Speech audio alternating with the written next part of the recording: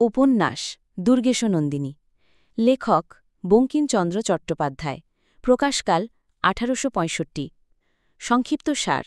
উপন্যাসটির পটভূমি ষোড়শ শতাব্দীর বাংলায়, যখন মুঘল সম্রাট আকবরের সেনাপতি মানসিংহ বাংলা জয় করতে আসেন। স্থানীয় রাজাদের মধ্যে দ্বন্দ্ব, বিশ্বাসঘাতকতা এবং মুঘলদের আগমনকে ঘিরে কাহিনীর সূত্রপাত হয়। জগৎ সিংহ ও দুর্গেশানন্দিনীর প্রেম। জগৎ সিংহ, মানসিংহের সেনাপতি, এক অভিযানে এসে পথভ্রষ্ট হয়ে পড়েন এবং এক দুর্গে আশ্রয় নেন।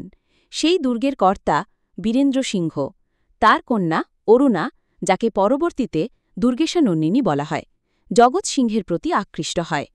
অরুণা ও জগৎ সিংহের মধ্যে প্রেম গড়ে ওঠে, কিন্তু বীরেন্দ্র সিংহ শুরুতে তা মেনে নিতে চান না, কারণ তিনি মনে করেন জগৎ সিংহ মুঘলদের পক্ষে কাজ করছে, যারা হিন্দু রাজাদের শত্রু। তিলোত্তমার ত্যাগ। বীরেন্দ্র সিংহের আরেক মেয়ে তিলোত্তমা, সৎ মেয়ে। তিনিও জগৎ সিংহকে ভালোবাসতেন, কিন্তু যখন বুঝতে পারেন জগৎ সিংহ অরুণাকে ভালোবাসেন, তখন তিনি নিজেকে সরিয়ে নেন। তিলোত্তমার চরিত্রে ছিল গভীর আত্মত্যাগ, শুদ্ধতা ও মানসিক দৃঢ়তা। তিনি নিজের ভালোবাসাকে উৎসর্গ করেন। রাজনৈতিক ষড়যন্ত্র ও যুদ্ধ। রাজ্য জুড়ে মুঘলদের বিরোধিতা ও নানা ষড়যন্ত্র চলতে থাকে।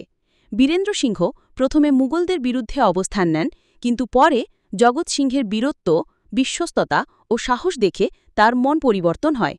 রাজ্য রক্ষা, যুদ্ধ ও প্রতিহিংসা এই কাহিনীর গুরুত্বপূর্ণ অংশ। উপন্যাসের সমাপ্তি। শেষ পর্যন্ত বীরেন্দ্র সিংহ বুঝতে পারেন যে জগৎ সিংহ প্রকৃত দেশপ্রেমিক এবং অরুণার যোগ্য জীবনসঙ্গী। অরুণা ও জগৎ সিংহের মিলন ঘটে। তিলোত্তমার নিঃশব্দে সবার কল্যাণ কামনা করে দূরে সরে যায়। মূল থিম: প্রেম বনাম কর্তব্য, ত্যাগ ও আত্মসমর্পণ। ঐতিহাসিক পটভূমিতে মানবিক সম্পর্কের সংঘাত, নারী চরিত্রের আত্মমর্যাদা ও আত্মত্যাগ। উপন্যাসের গুরুত্ব। বাংলা সাহিত্যের প্রথম পূর্ণাঙ্গ রোমান্টিক ও ঐতিহাসিক উপন্যাস। বঙ্কিমচন্দ্র প্রথম বাংলা গদ্যে সাহসী কল্পনার প্রয়োগ করেন। এই উপন্যাসের মাধ্যমে বাংলা উপন্যাসের নতুন যুগ শুরু হয়।